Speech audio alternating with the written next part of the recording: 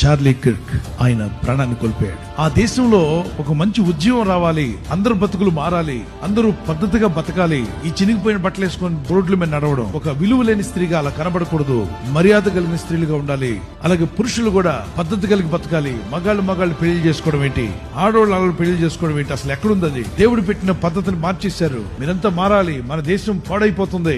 పౌరుషం కలిగినటువంటి ఒక evangelist.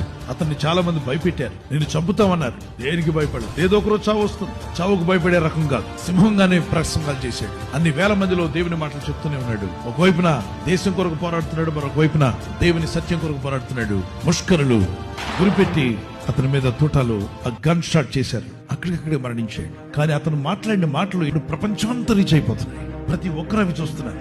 Some people think that Charlie Kirk is gone. No, he is there in every heart. కొంతమంది అనుకుంటారు Charlie Kirk అనే వ్యక్తి ఇక లేడి వెళ్ళిపోయాడు అనుకుంటారు. లేదు, ప్రతి ఒక్క హృదయం